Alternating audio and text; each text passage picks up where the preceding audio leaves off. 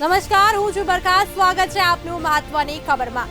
દિવસભરના મહત્વના સમાચારની શરૂઆત કરીશું હેડલાઇન્સથી. કોંગ્રેસના ખંભાતના ધારાસભ્ય ચિરાગ પટેલે રાજીનામું આપ્યું. કોંગ્રેસના ધારાસભ્ય 17 માંથી ઘટીને 16 થયા. સંસદ બહાર ટીએમસી સાંસદે ઉપરાષ્ટ્રપતિ ધનખડની ઉડાવી મજાક. રાજ્યસભાના અધ્યક્ષ જગદીપ ધનખડે ઘટનાને શરમજનક ગણાવી.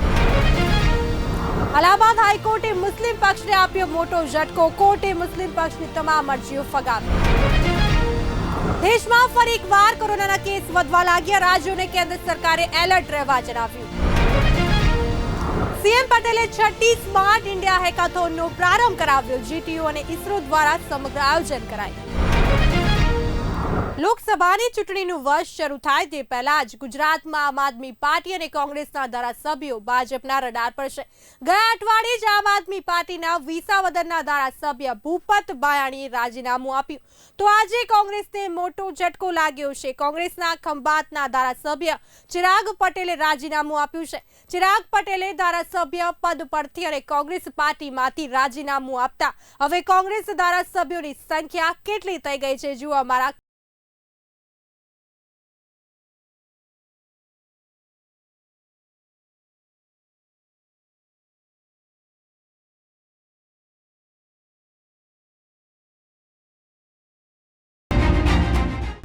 ખંભાત વિધાનસભા બેઠકના કોંગ્રેસના ધારાસભ્ય ચિરાગ પટેલે વિધાનસભા અધ્યક્ષ શંકરભાઈ ચૌધરીને પોતાનું રાજીનામું આપી દીધું છે.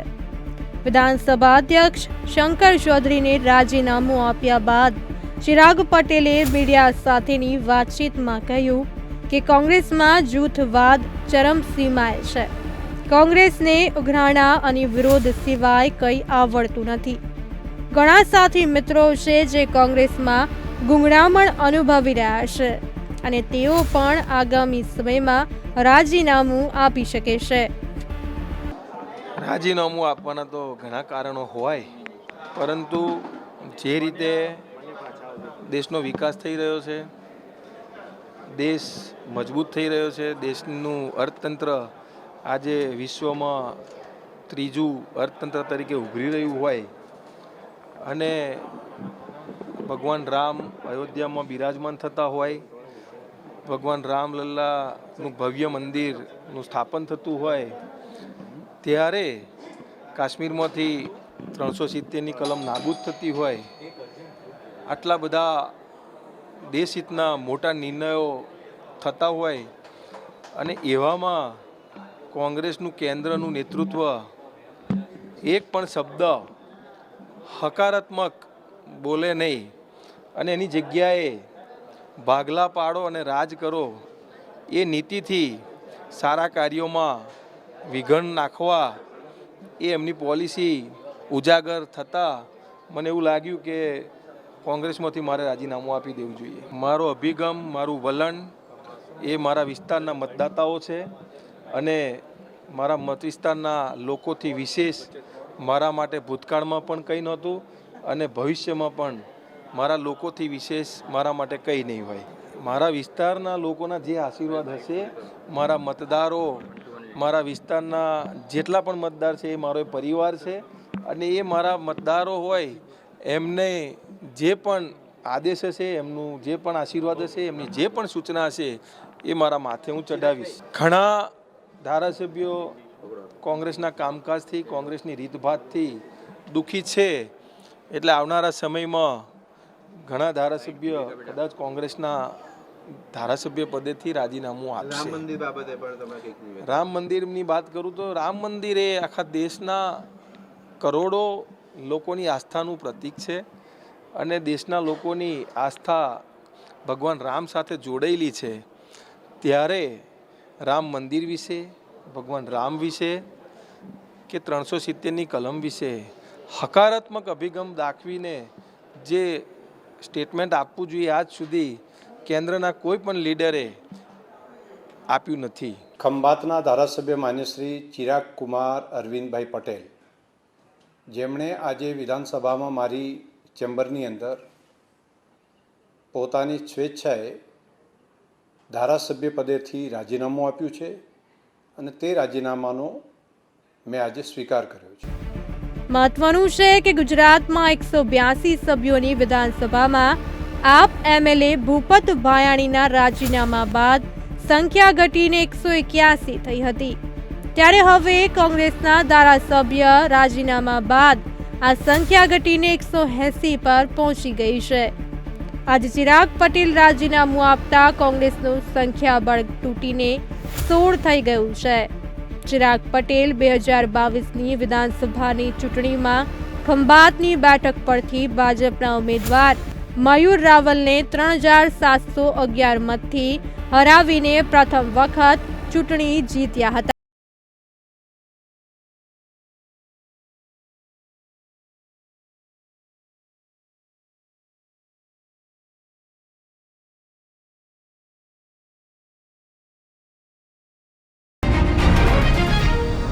ગૃહમાં હોબાળો કરવાના કારણે અત્યાર સુધીમાં 141 સાંસદો સામે કાર્યવાહી કરવામાં આવી છે, જેને લઈને આ સસ્પેન્ડેડ સાંસદોએ આજ રોજ ગૃહની સીડી પર બેસીને વિરોધ કરી રહ્યા હતા.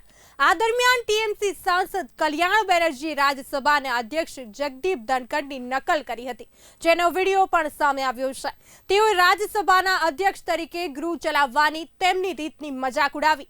આ સમયે રાહુલ ગાંધી તેમની સામે ઊભા હતા અને હસતા તેમજ વિડીયો બનાવતા જોવા મળ્યા હતા. આ ઘટનાને શરમજનક ગણાવતા રાજ્યસભાના અધ્યક્ષ જગદીપ ધનખડે શું કહ્યું, જુઓ અમારા ખાસ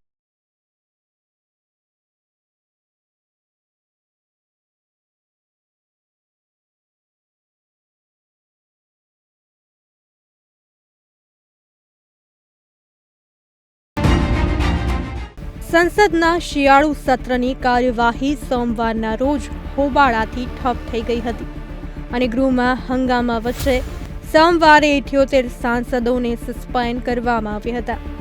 તેમાંથી 33 સાંસદ લોકસભાના તો 45 સાંસદો રાજ્યસભાના હતા. હવે આ સસ્પેન્ડેડ સાંસદો ગૃહની સીડીઓ પાસે બેસીને વિરોધ કરી રહ્યા હતા. તે દરમિયાન ટીએમસી સાંસદ કલ્યાણ બેનર્જીએ રાજ્યસભાના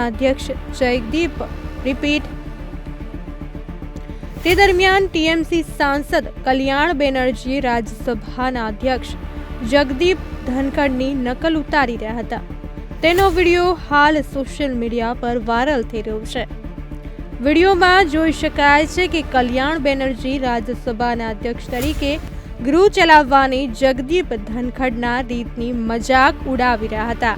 આ દરમિયાન રાહુલ ગાંધી પણ સામે ઊભા હતા અને તેઓ હસતા જોવા મળ્યા હતા, સાથે જ વિડીયો પણ ઉતારી રહ્યા હતા. मैंने कुछ देर पहले एक टीवी चैनल पर देखा है,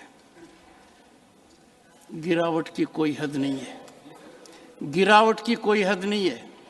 आपके एक बड़े नेता एक सांसद के असंसदीय व्यवहार को वीडियो कर रहे थे. आपसे भी बहुत बड़े नेता हैं वो. मैं तो यही कह सकता हूं, सद्बुद्धि आए. कुछ तो सीमा होती होगी, कुछ जगह तो बख्शो, कुछ जगह तो बख्शो. આ ઘટનાને રાજ્યસભાના અધ્યક્ષ જગદીપ ધનખડે શરમજનક ગણાવી અને ગૃહમાં તેમણે આ ઘટનાને વખોડી હતી. તેમણે કહ્યું કે એક સાંસદ મજાક ઉડાવી રહ્યા છે અને બીજા સાંસદ તે ઘટનાનો વિડીયો બનાવી રહ્યા છે. તે અસ્વીકાર્ય છે. આ ઘટનાને તેમણે શરમજનક ગણાવીને કહ્યું કે આ અસ્વીકાર્ય છે. આ અત્યંત અધમ કૃત્ય છે. મેં વિડીયો જોયો છે જેમાં એક સાંસદ ઠેકડી ઉડાવે છે અને બીજા સાંસદ તેનો વિડીયો બનાવે છે. ભગવાન આ લોકોને સદબુદ્ધિ આપે.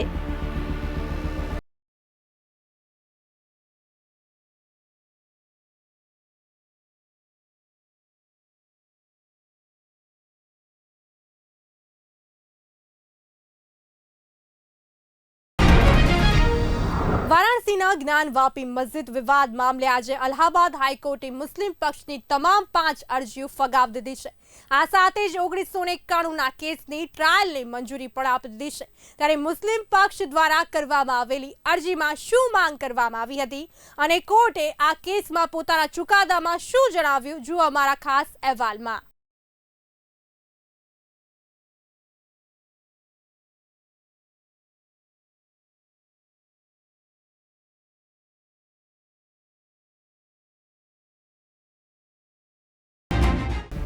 જ્ઞાનવાપી કેસમાં અલ્હાબાદ હાઈકોર્ટમાંથી મુસ્લિમ પક્ષને મોટો ઝટકો લાગ્યો છે.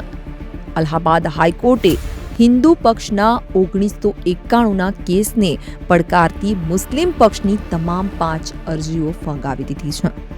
હાઈકોર્ટે 1991ના કેસના ટ્રાયલને મંજૂરી આપી છે.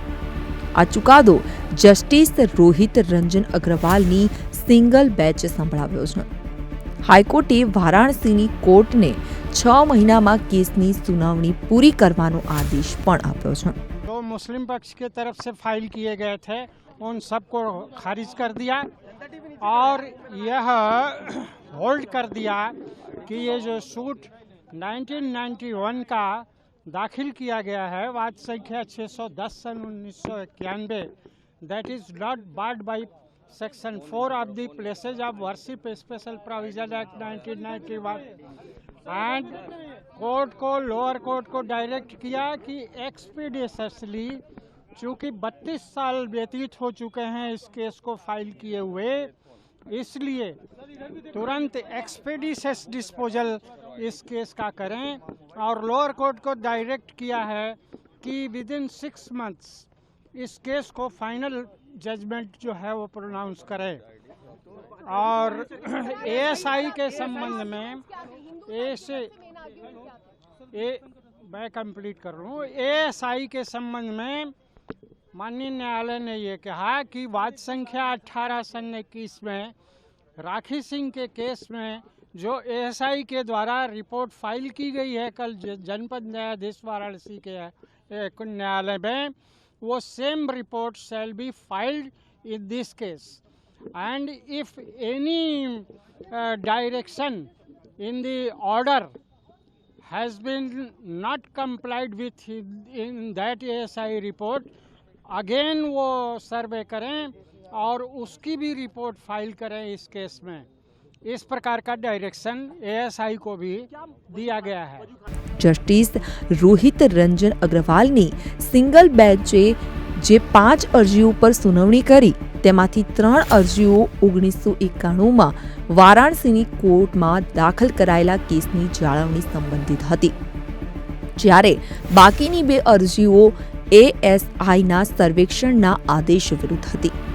આપને જણાવી દઈએ કે વર્ષ 1991માં ભગવાન આદિ વિશ્વેશ્વર વિરાજમાનના વકીલ મિત્રોએ વારાણસીની કોર્ટમાં અરજી કરી હતી, જેમાં વિવાદિત જગ્યાએ હિન્દુઓને સોંપવા અને ત્યાં પૂજા કરવાની મંજૂરી માંગવામાં આવી હતી.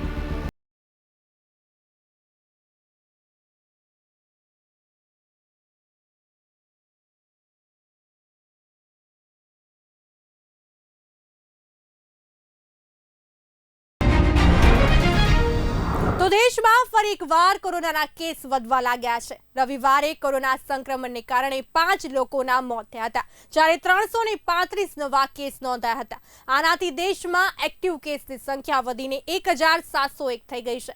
કોરોનાના વધતા જતા કેસને જોતા કેન્દ્રએ રાજ્યો માટે નિર્દેશ જાહેર કર્યા છે. કેન્દ્ર સરકારે રાજ્યો માટે જાહેર કરેલી એડવાઇઝરીમાં શું જણાવાયું છે, જુઓ અમારા ખાસ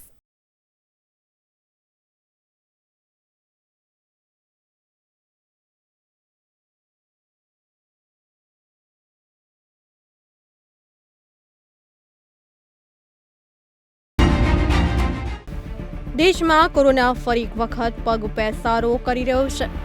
દેશના જુદા જુદા રાજ્યોમાં કોરોનાના કેસમાં વધારો જોવા મળ્યો છે. કોવિડ-19ના નવા વેરિયન્ટ JN1ની કિરણમાં દસ્તક થતાં જ કેન્દ્ર સરકાર એલર્ટ મોડ પર આવી છે. દેશમાં છેલ્લા 24 કલાકમાં કોરોનાના 335 કેસ નોંધાયા છે અને કેરળ તથા યુપી સહિત દેશમાં કોરોનાથી 5ના મોત થયા છે. દેશમાં કોવિડ-19 કેસમાં વધારો અને JN1 વેરિયન્ટના પ્રથમ કેસના ઉદ્ભવ વચ્ચે કેન્દ્રએ રાજ્યો અને કેન્દ્ર શાસિત પ્રદેશોને સતત દેખરેખ રાખવા જણાવ્યું છે. કેન્દ્રીય આરોગ્ય સચિવ સુધાંશુ પંતે રાજ્યો અને કેન્દ્ર શાસિત પ્રદેશોને લખેલા પત્રમાં જણાવ્યું હતું કે કેન્દ્ર અને રાજ્ય સરકારો વચ્ચે સતત અને સહયોગી કાર્યને કારણે અમે કોરોના કેસની સંખ્યા ઘટાડવામાં સફળ થયા છે. તેમણે કહ્યું કે જો કે કોવિડ-19 વાયરસનો પ્રકોપ ચાલુ છે, તેથી જાહેર આરોગ્યના પડકારોનો અસરકારક રીતે સામનો કરવા માટે ગતિ જાળવી રાખવી મહત્વપૂર્ણ છે. રાજ્યોને તમામ જિલ્લાઓમાં કોવિડ-19 પરીક્ષણ માર્ગદર્શિકા અનુસાર પર્યાપ્ત પરીક્ષણ સુનિશ્ચિત કરવા અને RT-PCR અને એન્ટીજેન પરીક્ષણનો ભલામણ કરેલ હિસ્સો જાળવી રાખવાની પણ સલાહ આપવામાં આવી છે. તેમજ કોરોનાના પોઝિટિવ સેમ્પલ્સને જીનોમ સિક્વન્સિંગ માટે INSACOG લેબોરેટરીમાં મોકલવામાં જણાવાયું છે, જેથી કોરોનાના નવા વેરિયન્ટ વિશે યોગ્ય સમયે જાણકારી મળી શકે. બીજી બાજુ કોરોનાના નવા વેરિયન્ટને ધ્યાનમાં રાખતા કર્ણાટકની સરકારે 60 વર્ષથી ઉપરના લોકો તેમજ 1થી વધુ રોગ ધરાવતા દર્દીને ફરજિયાત માસ્ક પહેરવા અપીલ કરી છે. આ સિવાય કફ તાવવાળા દર્દીઓને પણ માસ્ક પહેરવા જણાવ્યું છે. આ પ્રકારે લક્ષણો ધરાવતા તેમજ શંકાસ્પદ કેસોની ટેસ્ટ વધારવામાં આવી રહી છે.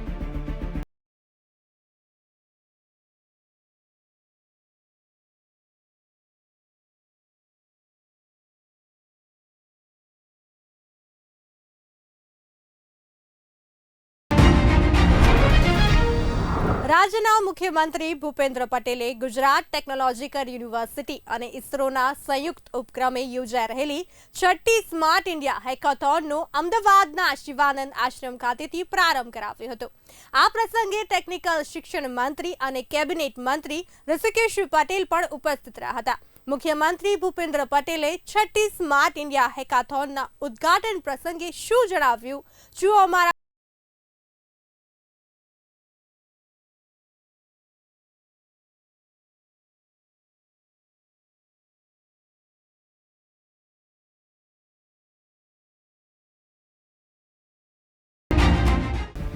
છઠ્ઠી સ્માર્ટ ઇન્ડિયા હેકાથોનનું મુખ્યમંત્રી ભૂપેન્દ્ર પટેલે આજરોજ ઉદ્ઘાટન કર્યું હતું. આ પ્રસંગે તેમણે જણાવ્યું કે દેશના વડાપ્રધાન નરેન્દ્ર મોદીએ અમૃતકાળમાં વિકસિત ભારતના નિર્માણનો સંકલ્પ કર્યો છે. આ સંકલ્પને સાકાર કરી અને નવા ભારતના નિર્માણમાં દેશના નવયુવાનોની પ્રતિભા, તેમનો જુસ્સો અને ટેલેન્ટ ખૂબ જ મહત્વની સાબિત થવાની છે.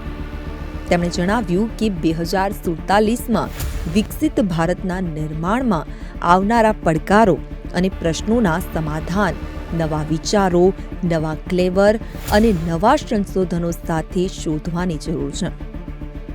સ્માર્ટ ઇન્ડિયા હેકાથોન જેવા પ્લેટફોર્મ વિવિધ સેક્ટરના રિયલ લાઈફ પ્રોબ્લેમને સોલ્વ કરવાની દિશામાં દેશની યુવા શક્તિને યથાયોગ્ય રીતે સહભાગી બનાવશે. તેમ તેમણે ઉમેર્યું હતું. દેશમાં વિજ્ઞાન અને ટેકનોલોજીના વિકાસ અંગે વાત કરતા મુખ્યમંત્રીએ જણાવ્યું કે વડાપ્રધાન મોદીએ જય જવાન જય કિસાન જય વિજ્ઞાનના સૂત્ર સાથે જય અનુસંધાન શબ્દ જોડી અને ખરા અર્થમાં દેશને રિસર્ચ અને ડેવલપમેન્ટ ક્ષેત્રે નવા આયામ ઉપર પહોંચાડવાનું કાર્ય કર્યું છે. સરકારી વિભાગો, ઇન્ડસ્ટ્રી, મંત્રાલયો વગેરેના રિયલ ટાઈમ પ્રોબ્લેમના સોલ્યુશન માટે સ્માર્ટ ઇન્ડિયા હેકાથોન એક મહત્વનું પ્લેટફોર્મ છે. સ્માર્ટ ઇન્ડિયા હેકાથોનમાં કુલ 34 જેટલા કેન્દ્ર અને રાજ્ય સરકારના વિભાગો સહિત સમગ્ર ભારતના ઉદ્યોગો દ્વારા કરવામાં આવેલ 234 જેટલી સમસ્યાઓની યાદી આપવામાં આવી છે. આ સમસ્યાઓનું નિરાકરણ લાવવા માટે દેશના 14 રાજ્યોમાંથી 46 જેટલી ટીમો ગુજરાત ટેકનોલોજીકલ યુનિવર્સિટીના નોડલ સેન્ટરમાં જોડાનાર છે. આ જ રીતે ગુજરાત ટેકનોલોજીકલ યુનિવર્સિટી અને તેની સંલગ્ન કોલેજોની 10 ટીમો ગુજરાત બહારના બીજા નોડલ સેન્ટરમાં આ જ પ્રકારની હેકાથોન કસોટીમાં ભાગ લેવા માટે ગઈ છે. ભારત સરકાર દ્વારા હેકાથોન કાર્યક્રમ માટે 47 નોડલ સેન્ટર નક્કી કરવામાં આવ્યા છે. આ પ્રસંગે ટેકનિકલ શિક્ષણ commissioner Bachhanidhi Pani, GTU innovation કાઉન્સિલરના advisor doctor Mihir Shah, GTU અને ઇસરોના અધ્યાપકો, કર્મચારીઓ સહિત મોટી સંખ્યામાં પ્રતિસ્પર્ધીઓ ઉપસ્થિત રહ્યા હતા.